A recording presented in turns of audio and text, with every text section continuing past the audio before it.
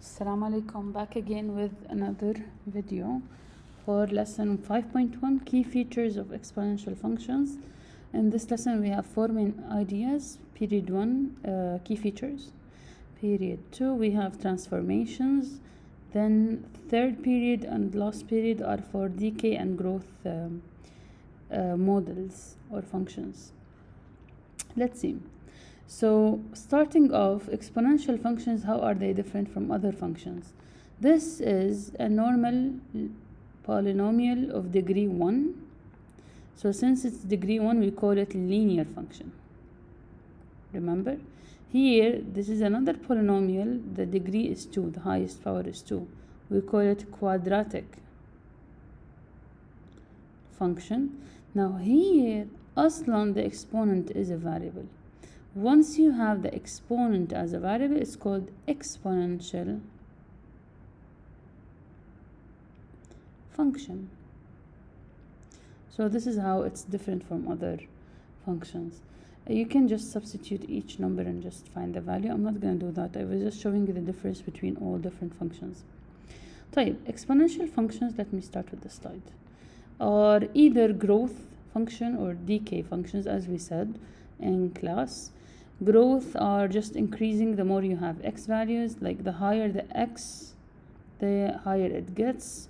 The decay function, it just keeps on decreasing, as you can see, dropping. What else? Yes, exponential functions in general, they follow this like this sort of, this is how they look. So you have a function f of x, and then you have a number here, we call it a. Basically this is the intercept. I will show you why is it called intercept. It's also called it's also used to determine whether it's there's a reflection or not, whether there's a stretching or not. You're going to see that in a minute, but for now you just keep in mind that there's a number, we call it intercept, and it's usually multiplied with the exponential part. What's the exponential part? It's basically a base with exponent variable. So this is called the base. The base is very helpful in letting us know whether it's a growth or a decay function. And obviously the exponent, star of the show. Fine.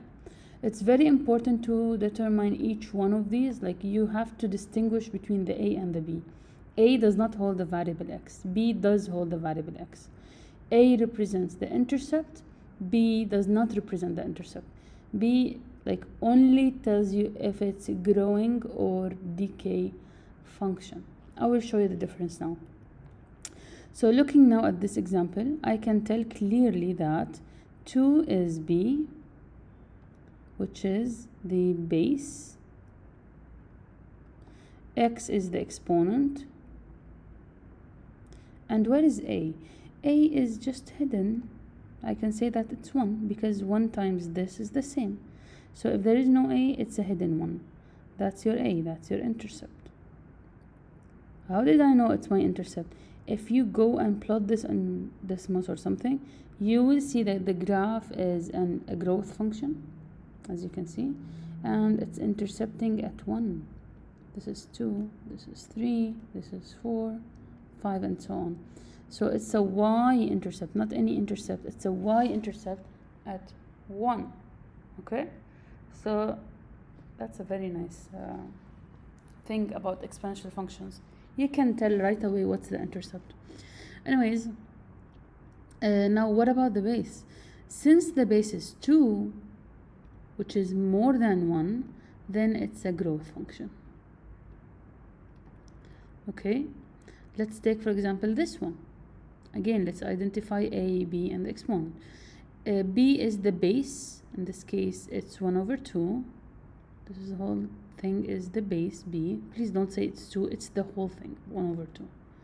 Since 1 over 2 is less than 1, then it's a decay. Positive number less than 1. It's just a positive number less than 1. It's a decay function. 1 over 2, by the way, is 0.5. If you are not sure about your fraction, just put it in your calculator and check what decimal is it. x is the exponent, and I can see clearly that 5 is my a, my y-intercept. Now go back to the graph. You're going to see that the graph is a decay function. It's dropping down. The intercept is at 5, yes, and yeah, it makes sense. Now let's break all key features of each. Now you know the difference between decay and growth function, how the function look like. Let's break down all key features. So not to spoil anything, but so let's do it here. So in this lesson we care about the following key features. We want to list what's the domain, range. We're gonna do that for every single function. Y-intercept or intercepts,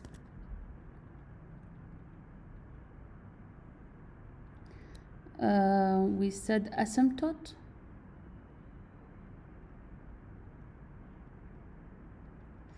and end behavior.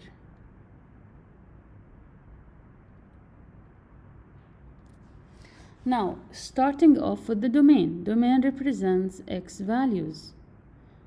So look at your function. As you can see, my x values are there for all negative x values, I have points. Positive x values, I have points.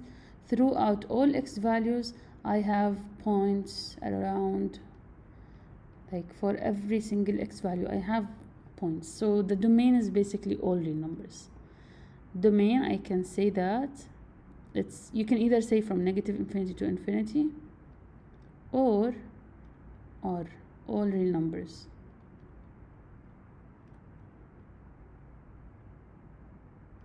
You can say either one of these. Now let's talk about the range. Range, as you remember, or as we said before, it's the y values. So you're gonna ask yourself, what y values have points on my graph? Again, y values. Okay, so let's ignore the x and focus on y values. Okay, so now let's look at the y. Positive y values, they do have points, as you can see. All of these points at positive values y, even these are at the positive y values. When the y is 0, I'm not getting a point, like I won't have a point. See, the graph is not touching the x-axis. It won't have a value when y is 0, so there is no value. And also negative y values I don't have. So I do have points only in positive y values, or like short. You can say that the graph does exist only in positive y values. I don't have anything in negative y values. And by the way, this line will keep on going like this, decreasing a little bit, but never touching the x-axis. It will never cross the x-axis. So my range, I can say it's y anything more than 0, because it's not 0, it's above the x-axis, it's not 0, it's not touching the 0, it will not touch it. Or you can say it's from 0 but not included, open, to infinity. Obviously infinity is always open. So you can say one of these, no problem, right? Now let's talk about, as you can see, I'm trying to explain for you how to think about it. I don't want you to memorize it. And at some point you need to think about it so that you have like the skill to tell what are domain and range for any graph.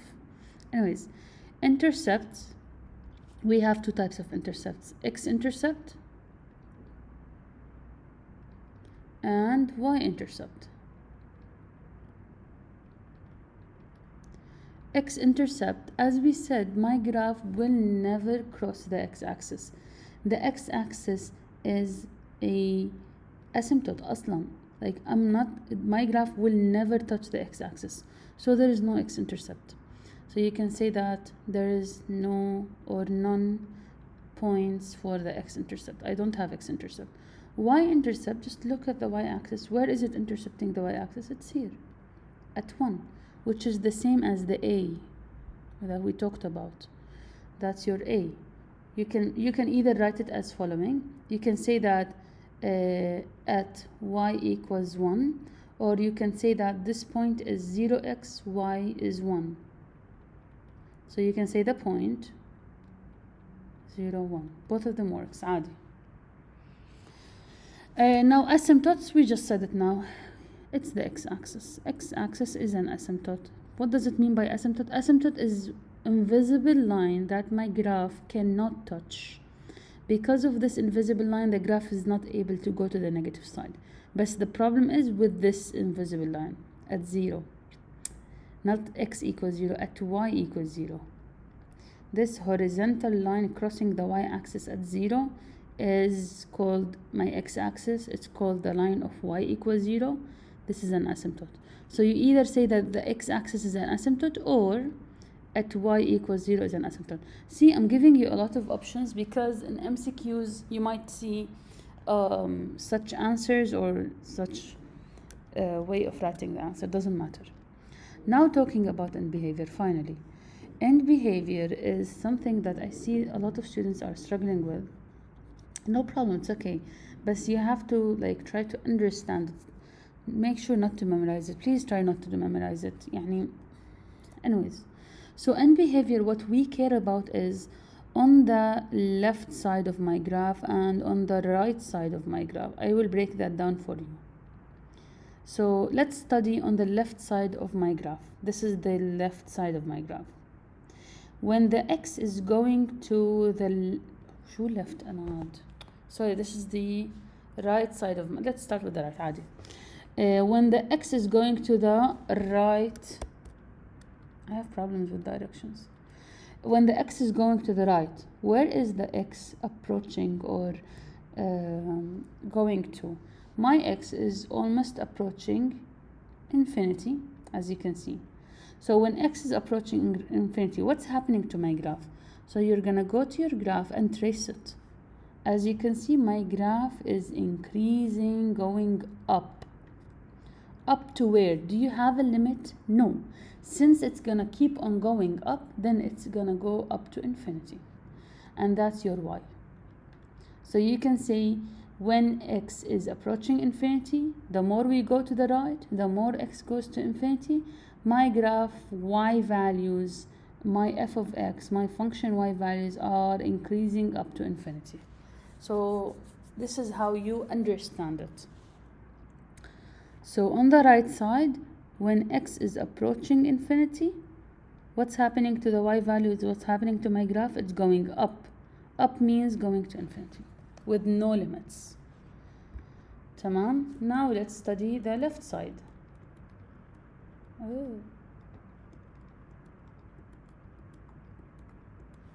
So on the left side, what's happening? When x is going to the left side, I mean the more x reaches negative infinity, the closer x to negative infinity, when the x is approaching negative infinity. So this is what we are studying. Now go to your graph. We always talk about the x and then check the graph. So when x is going to negative infinity, what's happening to my graph? My graph is going down, down, down, not to negative infinity. It's going down and there is a limit, maximum to 0. So it's trying to approach 0. Is it gonna go to negative infinity? No way, because you have an asymptote at 0, remember? You can't aslan go to negative numbers. So you can say that my graph, when x is going to the most left, when x is approaching negative infinity, what's happening to my y values? They are going down a little bit, slightly down, trying to approach 0. That's it. This is all about end behavior. Let's do the same here. So let's talk about domain, range, blah blah blah, but I'll go a bit faster. الله يعيننا على هذا الفيديو. So domain, we said it's basically x values. In this case, as you can see, on the positive x values I have points, on the negative x values, I will keep on having lots of points. Okay, so yes, domain for exponential functions, by the way, all exponential functions كلهم domain is R, by the way, all real numbers. So, or you can say from negative infinity to infinity, all the numbers. Now range.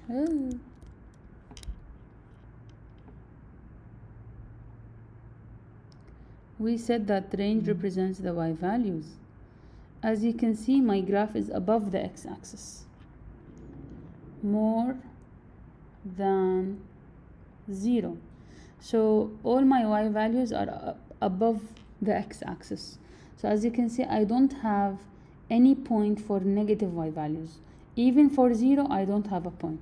So you either say that my y should be more than 0, or you can say that the range or the point starts from 0, like anything after 0, that's why it's open, to infinity. So that's it. Now again, intercept. How do you find what's the intercept?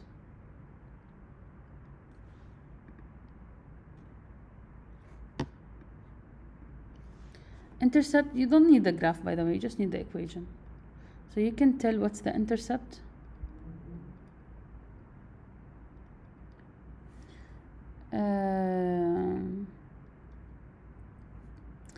We have two types of intercepts. X-intercept, by the way, all parent functions, they don't have x-intercepts, because always the x will be an asymptote, only for parent functions. Y-intercept. So we said that x-intercept, we don't have none because we have an asymptote. It's not touching the x-axis. Y-intercept is at 5, or you can tell from here. It's at y equals 5. 5. Or you can say the point is 0, 5. 0 in the x, 5 in the y. Intercepting the y-axis at 5. What else we have? We said we have asymptotes.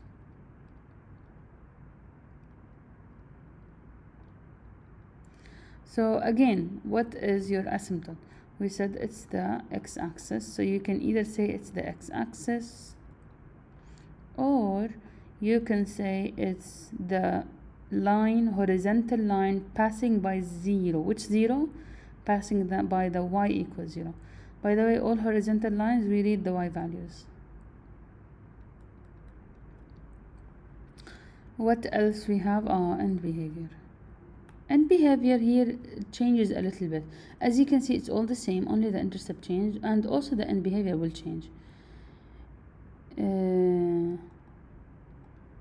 So again, how do you study end behavior? Check. On the right side, what's happening? X is approaching infinity. And what about the graph? What about the y? The graph is dropping down to 0. It's getting closer to 0. It's not going to go to negative numbers. So the y is going to 0. That's it. It's very easy. So on the right side, I'll start with right here. X is approaching infinity and y is approaching 0, down to 0. Now on the left side, what's happening? When on the left side, x is approaching negative infinity, and my graph, what's happening to my graph? It's going up to no limits, so to infinity.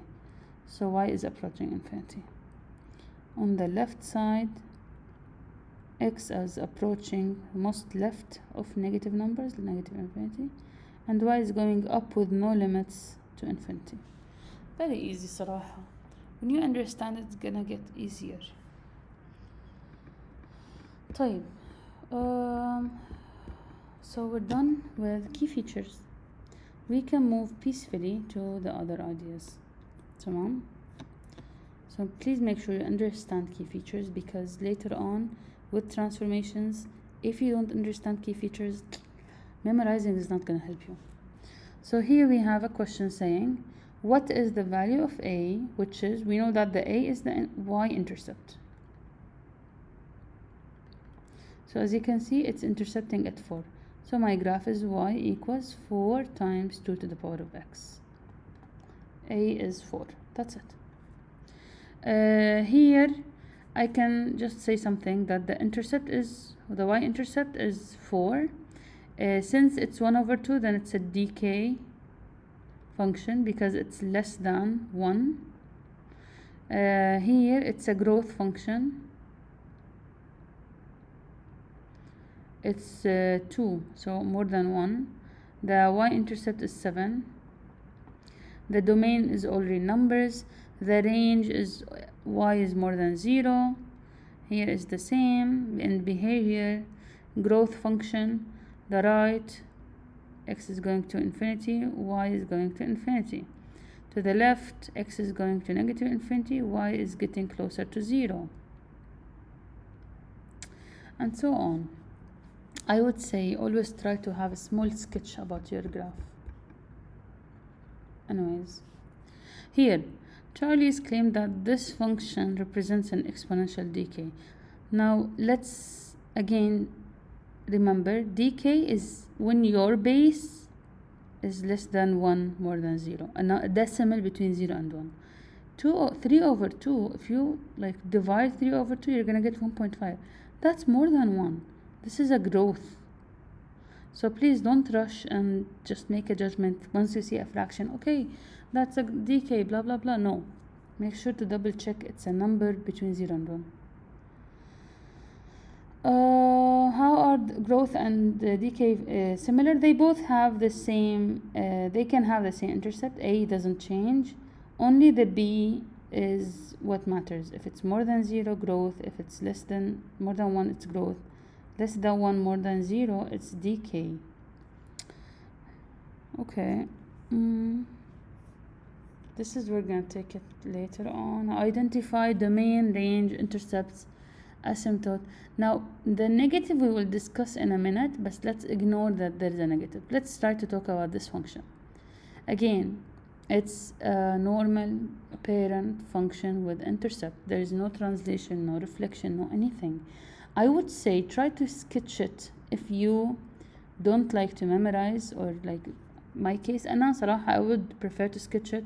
Remember 0.5 represents the intercept. So this is half 0.5. And 6 is the number more than 1. So it's a growth function. This is all what you need to know about. Like all your takeout from the 6 thingy. Bas. Now you can tell the domain is already numbers, range is y more than 0, intercept we only have y-intercept at 0.5. I have asymptote x-axis, and end behavior, as you can see, when x is going to the right, y is going up with no limit. When x is going to the left, y is going down with a limit, like it's trying to reach 0. This is the end behavior. Very easy, very easy. We're supposed to take this now. Yalla, bismillah. Transformations. This is gonna be a very long video. Anyways, inshallah la, ya rab la. So here again, key features. I'm not gonna go through this. Khalas, I'm done. Let's talk about transformations. Bismillah. Describe how graph g of x is similar and different compared to the parent function, this one. Okay, let's start with the parent function. Let's try to sketch this parent function. Roughly, we can say that the intercept is 1. So I have an intercept at 1. And the graph is a growth function because b equals 2. And it's a number more than 1. So it's a growth function. So I can say something like this. Okay. Now, let's see. How is this g of x similar and different? G of x does have the same intercept 1 and the same base. But as you can see, we have some sort of a translation to the right, left, up, down. We're gonna break that down. So just keep in mind that if you have a number added to your exponent or subtracted, that's your horizontal shift or horizontal translation.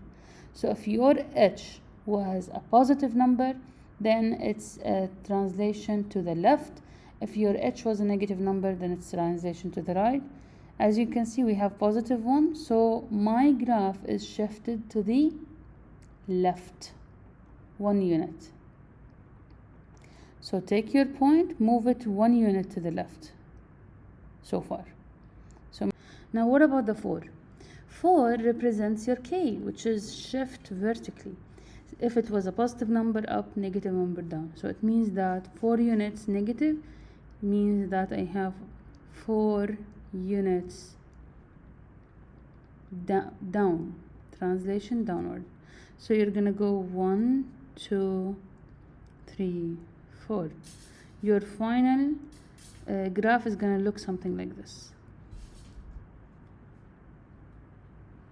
That's it. So yes, this is how translation work in a graph. Now let's try to break down the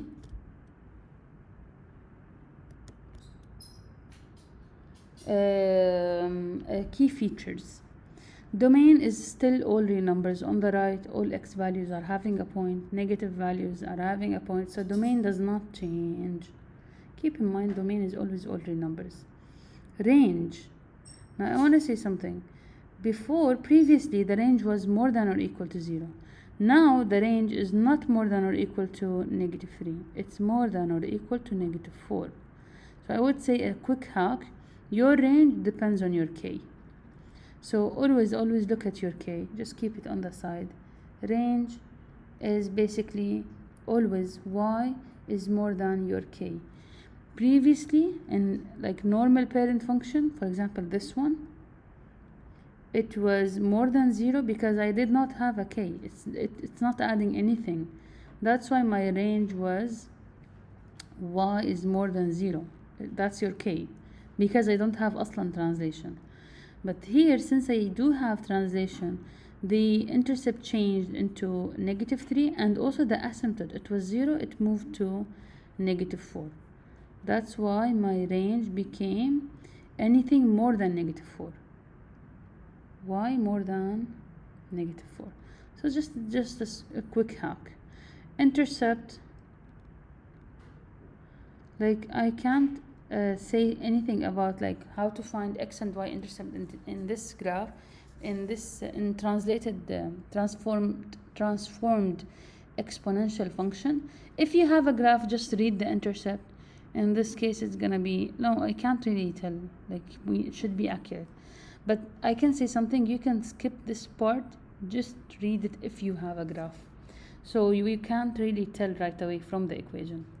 What else? Asymptote. Okay, this is another hack. Keep in mind, before the asymptote was the 0, which is the same as k. So we used to say y equals 0.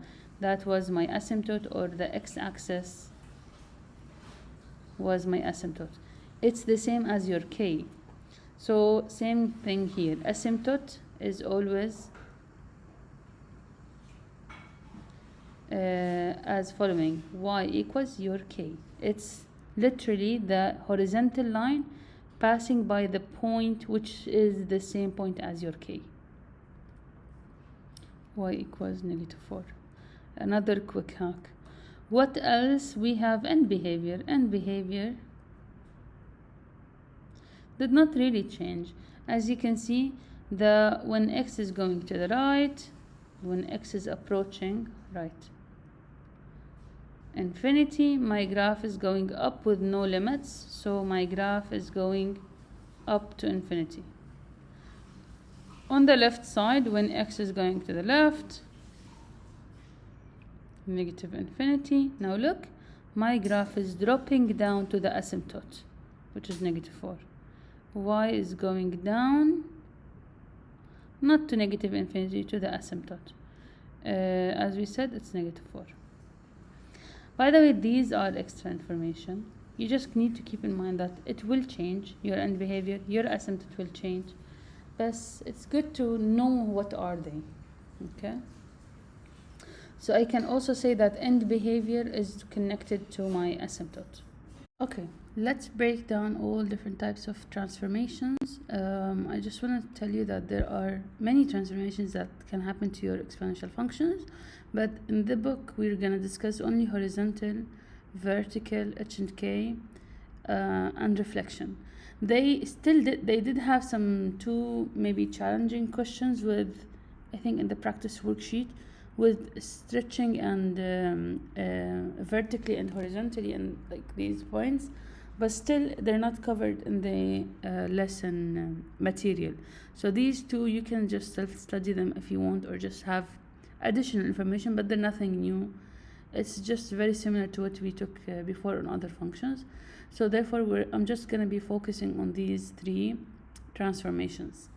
So just keep in mind that the parent function with no transformation is just this one, knowing that the a is one positive normal parent function. If you remember, the parent function looks like this. So again, since the y-intercept, which is a, is 1, then my function will intercept at the y value at 1. And it's depends on the b, if it was positive or negative. If it was, more than 1, it's growth, more than 0, less than 1, decay. So decimal or integer, so I will suppose it's growth. Let's say just growth parent function. Remember, we do have two parent functions, growth, and the other one is decay, but I'm just gonna talk about the growth as an example, but you might have a decay function, it's okay. So what type of transformation you might have? So remember when we said the a is the y value or the y-intercept, a is not only the y-intercept, it's also intercept. It's also it's the y-intercept and the parent function, by the way. But if you have translation, it's not the y-intercept anymore. That's why we don't really use this definition for a in general, only for parent function. But once you have translation, it's not only the y-intercept, because later on it might translate. I will show that in a minute as well. So a is mainly a reflection number that shows if you have a reflection or not. So if your a was positive, your graph is just normal. If your a was negative, you will have a reflection over the x-axis. So let's talk about the parent function. This is a positive a, normal f of x equals a is 1, and let's say 5 to the power of x. Now if I have a reflection over the x-axis, or if my a is negative, you're gonna see it like this, negative 5x. So as you can see, the base is multiplied with negative 1. See? Because it's multiplied with negative 1, it's going to be reflected over the x-axis. So the x-axis is my line of reflection. And since it's 1 away, it's going to be 1 also away on the other direction.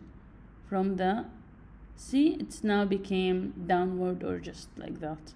So that's the a. And because of reflection, as you can see, the y-intercept changed. The asymptote is still the same at 0. The domain is still the same. The range changed. Instead of being y more than 0, it became y less than 0. So this is very important for you to break down and understand how each transformation affect each single key feature.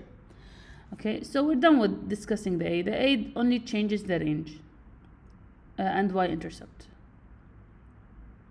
Okay, so now moving forward to the next transformation, which is the translation. So suppose you have to your parent function h and k. Where would they be? As we know, h is a value or a number added or subtracted from the x values, and it's always there to represent horizontal translation. So, and just one more thing is, we used to always say that the h in the function written is opposite sign. So if my h written in the function as negative number, then it's most probably is going to be translation to the right. If in my function is written as a positive number, then it's translation to the left, because the negative belongs to the function. So again, let's talk about the parent function. Suppose that you have a parent function, same as before, f of x equals to 5 to the power of x, knowing that a is 1. The base is multiplied with 1. So that's why the intercept is at 1. Now, the question is, what if I have the translated function as g of x equals, again, the same base, but the power is x minus 2? What does it mean to have it as minus 2? So basically, my graph will be translated 2 units. Because it's negative, then it's to the right. And that's an h, that's not a k. H is always there with the x values. So I'm gonna go 2 units to the right. So we're gonna work on the intercept and shift it 2 units, and then just try to graph the rest of the function. Still, the asymptote should stay as 0. It does not change. The graph will not move downward or something. It was just translated to the right. So my asymptote is still the 0, the same. The domain is still the same. So asymptote same, domain is same. The range is still more than 0. But the only thing that changed is the y-intercept. So as you can see, that's why I always said don't really rely on the a as the y-intercept always. It's not always, only if you don't have translation at all. If you don't have translation right or left, up or down, then yes, your a is the y-intercept. So yes, as you can see, the new y-intercept is somewhere here. That's it. Same thing goes for k. It's either up or down. So just keep that in mind. Stretching and compression is something that will be discussed inshallah in future lessons, like future courses. But for grade 10 level, we only have in the book this concept. So moving forward to this example.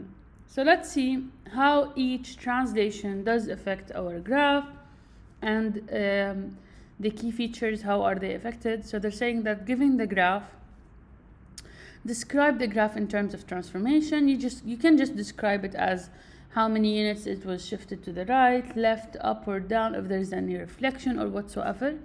But we're gonna sketch it as well as just additional information, and as a tool to help you identify how asymptotes and intercept of these functions are different from their own parent function.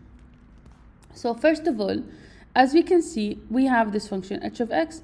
It's 3 to the power of x minus 4. I can tell directly that the parent function is 3 to the power of x, and the negative 4 is translation. And they already gave you in the question, by the way. That's the parent function. So it's just, we can tell that the negative 4 is the thing that happened here. And since it's nothing attached to the x, it's just to the function outside, then I know that this is a k. Therefore, I know that I have translation 4 units down. So I will start by graphing the parent function. Since the 3 does not mean that the y-intercept, the parent function, the y-intercept is always the number multiplied with the exponential term. So 3 is just for growth.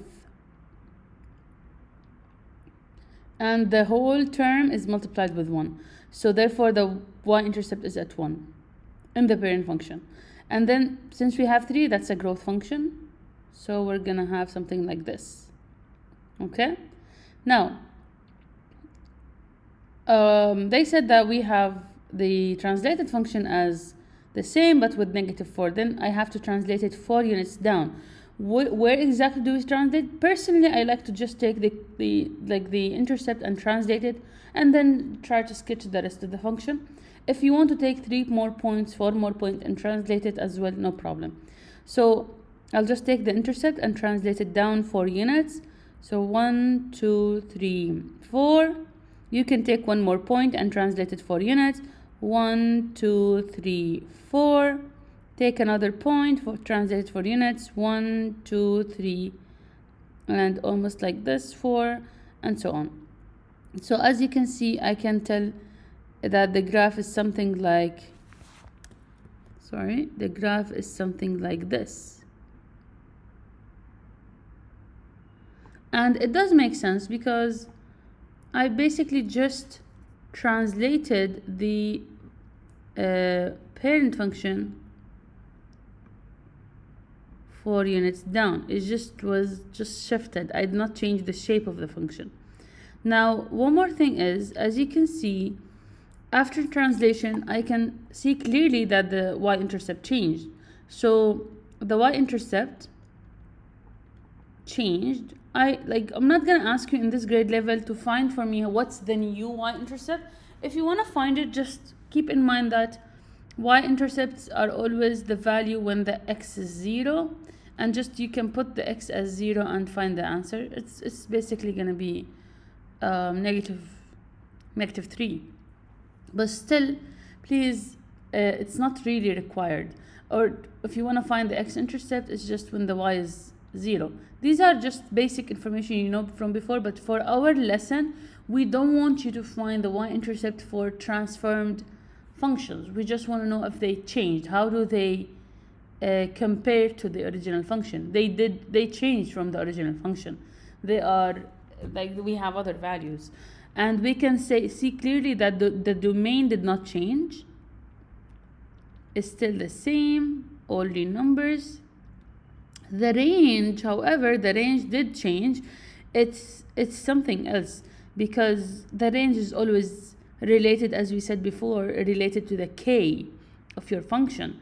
So as my k is -4, then I just can say clearly that the range is y, and it's upward, is going like from -4 and anything more than or equal to -4. So sorry, not more than or equal to, it's just more than, because at -4, when the y equals -4, we have an asymptote.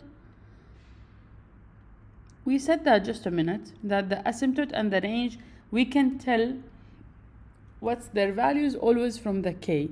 But the intercept, it's not always the a. Just keep that in mind. It's not always the a. The a is the intercept when it's in the parent function without any translation or reflection or whatsoever. Okay? That's it. So we're going to do the same now for the end behavior also. How does it change? Did they ask about the end behavior? Yeah, the end behavior did not really change much from this side. When the x is going to infinity, the y keeps on going up to infinity. This side, when the x is going to -infinity, the y was not going to 0, it was going to the asymptote, which is -4. So it did not really change, it just changed from 0 to -4. Okay, let's try to do the other question. So in the other question we have this function is g of x, and I know that the parent function of this one is 5 to the power of x. Sorry, the question, I think it only belongs to this part, but maybe I put this question on the side just for you guys to do the same things. So again, the 5 means it's a growth function, and I know that since it's a parent function, the intercept, and I don't have any translation, anything, then the intercept is definitely 1. That's the y-intercept. So let's just sketch the parent function very quickly. So it's a 1, and then it's a growth function. It's not really different from the previous one, other than the fact, because we have 5, it's gonna grow faster. That's it, but it's just similar. It's almost similar. So what happened here is we have 3 positive in the function, and that means we have 3 translation of 3 units to the left, and that's because it's an h added to the x values. And remember, the h, we always take opposite signs. If it's positive, it's left. If it's negative, it's right. Since it's 3 units to the left, I'm just gonna go and move my intercept 3 units to the left. 3. And I'll try to just take another point, 2, 3, and maybe this one, 1, 2, 3. So it's gonna be something like this. See, my intercept changed, definitely. It's not really accurate because I was just roughly graphing it, but I can tell that my intercept definitely changed. That's why I'm telling you, the A is not always the intercept. The A is 1 here, but it's not the intercept, wallah. It changed because we have translation. The domain still the same. The range is, we said it's what? Before it was more than or equal to 0, and now it's still more than or equal to the 0, because at 0 we have asymptote. So as I said, the range is already always related to k, and since I have no k, the k is 0, then it's more than, what did I say, more than or equal to? No, it's only more than 0. My bad, I have problems. Anyways, yes, domain, range, intercept, we're done. Asymptote is, as we said, it's y equals 0. At 0 we have an asymptote. More than 0 is my range, all other values of y that do have a point on the function. And in behavior, on the right, when x is going to infinity, the y is actually increasing up to infinity. On the left, when x is going to negative infinity, negative values of infinity, the y is getting closer to the asymptote, which is 0. So it's still the same. And behavior is the same. That's it. Here I can see that I have a negative before my exponential function, and we know that if this a, or the number, it's a negative 1 multiplied by 3 to the power of x. If it was negative, then we have reflection over the x-axis. So keep in mind, if you have b, the base is negative, then we have a reflection over x-axis. If your exponent is negative, then we have reflection over y-axis. Okay? So again, what does this mean? It means that my parent function, let's sketch the parent function again. Intercept at 1, something like this. Now since I have a negative, it means that I have a reflection over the x-axis. So this point is going to be reflected here, and the whole graph will be reflected like this. You're going to see that the x-axis became your line of reflection. It's like a symmetry between them. That's it. Now again, how did the asymptote change? The asymptote did not change. Did it change? It did not. Still the same. The intercept, how did it change? The intercept changed. So you can say that when we have reflection, translation, horizontal and vertical, when you have any of these transformations, intercepts changes. Now when does the asymptote change? Asymptote change only when you have translation vertically, which is your k. Only. It does not change with reflection. It does not change with horizontal translation. That's it. By the way, reflection only on x-axis. So what if we have reflection on the y-axis? Let's do that very quickly. This is going to be a very long video. Wallah. If you have reflection over the y-axis, so this is your line of reflection. So suppose my function is h of x equals 3 to the power of negative x. That's a reflection over the y-axis. So what will happen is the intercept will stay the same, and this graph is gonna go here. This graph is gonna go there.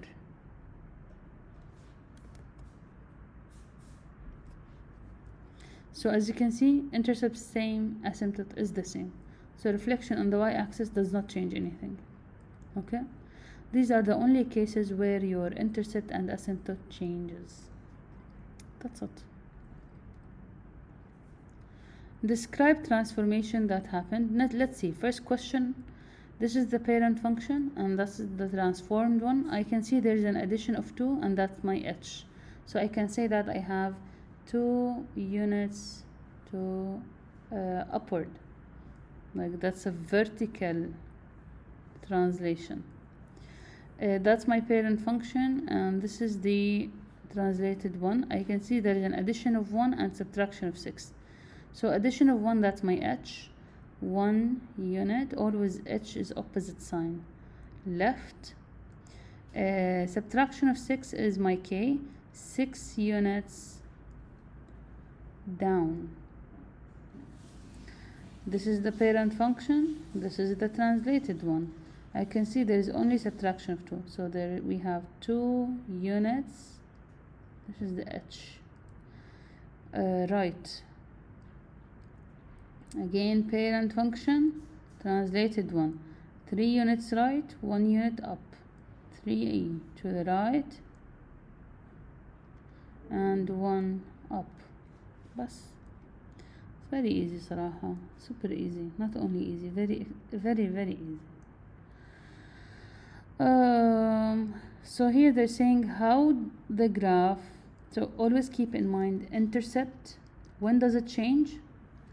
When you have k, when you have an h, and when you have reflection on x-axis, like when your a is negative. That's it. Asymptote, when does it change? Only and only when you have a k. That's it. This is what you have to keep in mind. تمام.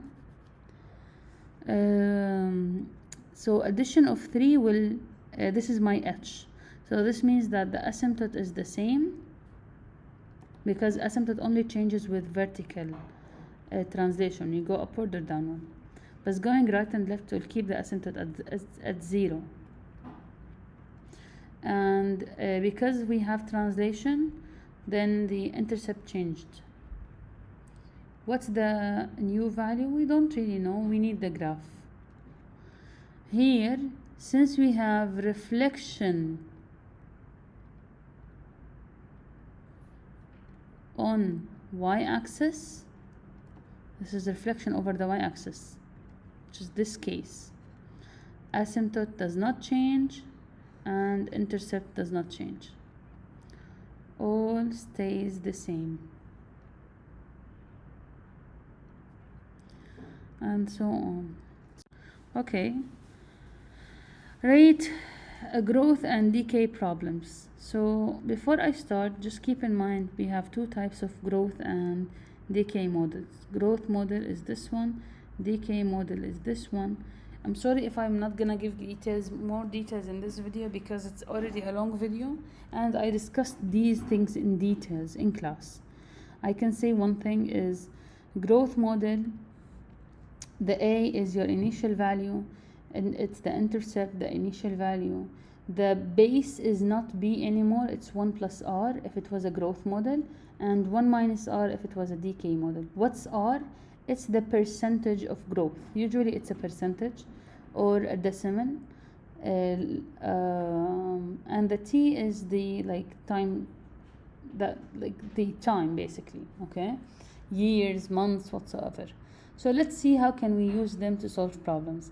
A car was purchased for purchased for this amount. That's your a. And this function, so basically the a is 24,000. This is not the k, 1,000, like k 4,000. Anyways, and they said that this is the function that can be used to model the value of the car. I can see clearly that it's a decay function. How did I know? Because it's a number less than 1. It's a number between 0 and 1. That's my base. Because I know it's a decay function, then I know it's definitely this model. So I can say that 0.8 is the base and it should equal to 1 minus r. So quickly first evaluate if it's a decay or growth based on this fact. If it was a number more than 0 less than 1, then it's a decay. If it was a number more than 1, then it's a growth function. If it was decay, just equal it to your base and find your r. So how do you find the r? Take this one here and take that r here. So the r will be positive r equals 0.8 is gonna be negative. So r equals 0.2, 0.2 or 20%. If you don't know how to change from decimal to percent, just move the decimal 2 points. That's it. Anyways, does it represent a growth or a decay? Decay, because the base 0.8 is a number that is between 0 and 1. What's the rate of decay? We found it. It's 20% or 0.2. You can use either of these. So r equals 20% or 0.2. What does it mean? It means that my car price is decreasing 20% each year. They said that the x is years, not months. Each year. That's it. What does the y-intercept represent? The y-intercept is 24. And it's the initial value of the car, the initial value of or price of the car. Very easy. Population of a large city was solved for was about I think I'm done. About 4.6 million in the year of 2010. That's basically, this is A. And it grew, that's a growth function, so definitely we're going to use this by this rate. This is r. Bismillah, let's write down what we have. Let's try to build up the equation. A is 4.6, r is 1.3%, or if you put this in the calculator, you're going to have it as, let's move 2 places, 1, 2, 0.013. Okay, use the decimal please inside the function. Please don't put the percent, put the decimal number, and don't put it as 1.3 only. Change it to decimal. Tamam. Now my equation is y, or I don't like to say y. F of t equals, because it's time, 4.6 1 plus 0.013 to the power of t. Combine these, it's going to be 4.6. If you add these, you're going to get 1.013 power of t equals f of t. This is my function of growth. Look, the base is more than 1. That's why it's a growth function. What exponential function models? Here you go. Over the 4 years. So they first of all, I know the function. It's basically this one. F of t equals 4.6, the initial value, 1.013 t. 0.13 is your rate, and 1 is the addition you have by default. They want it after 4 years, so just substitute when t equals 4. So f of 4 equals 4.6, 1.013 to the power of 4. Put this in your calculator. You will get 1.013 to the power of 4. That's 4.84 million. How did I know it's million? Because it was written in the problem. Million, what, dollars, or I don't know what. This is population, million people. Anyways, if the population continues to grow at the same rate, so we can use the same equation. What will be the population in 2040? So how many years is that?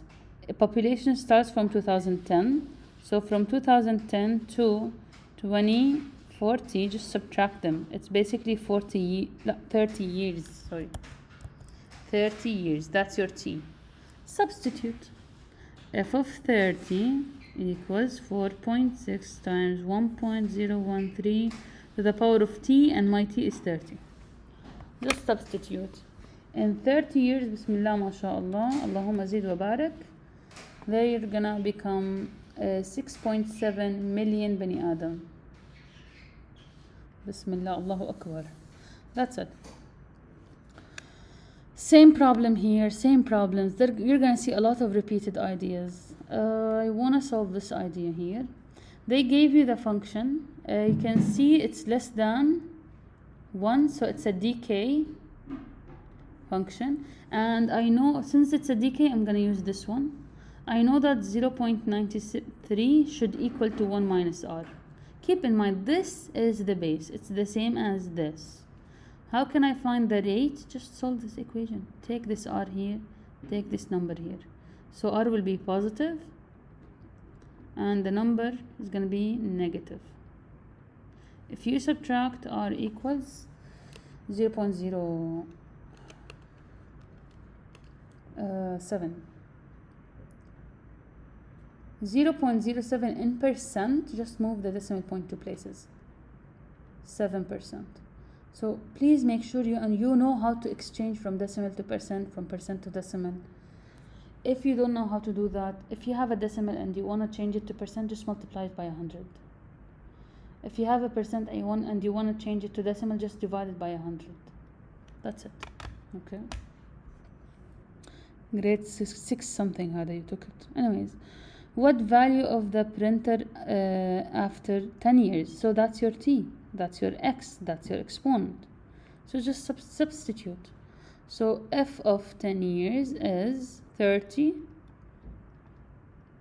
They gave you the equation ready, ممتاز. Just get the answer. So 30 times 0.93 to the power of 10. This is the value of the printer. It's gonna be 14.5. I'm not sure which unit they're using, but 14.5 something. Yes. Does the function represent exponential growth or decay? We said it's decay because the base is less than 1. Does the printer lose more if its value at the first 10 years, in its value at the first 10 years, or after 10 years? In the second 10 years. So let's see. In the first 10 years, this is how much the how the price is. This is the price after 10 years. So first 10 years,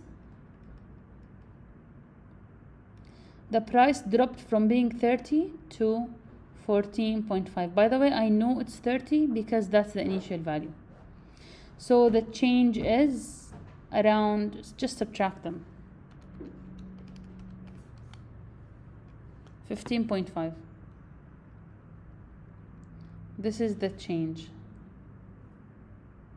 Now let's see in the next 10 years, or second 10 years. So second 10 years, so just add, like, check f of 20. 30, 0.93, because you will have 10 years, 20, equals, by the way, it's gonna drop more because exponential function, they change more the higher you have x values. So anyways, the answer is gonna be 7.02. So in the second 10 years, it started from being 14.5 and dropped to 7.02. That change, by the way, can you see that I started checking from this, the price after 10 years to the price after 20 years. So this is the price at 10 years. This is at 20 years. This is at 0 years. And this one is at 10 years. See? Anyways, if you subtract these, you're gonna get 0.5 minus 7.02. It's 7.48. So it did drop higher at the beginning, because a decay function at the beginning it will drop really high and then will drop, the amount of change will decrease over time. A growth function, opposite. It will grow slowly and then it will grow fast afterwards, and so on. So that's a very nice idea. Same here. Is it a growth or a decay function? Since it's base of 1 over 2, that's a decay function. Explain, I just explained. What does 128? That's the initial value, that's the starting value. In this scenario, we have number of remaining in singular, number of rounds played in the tournament. Okay, I think teams. Yeah, I think it's the number of teams at the beginning of the tournament.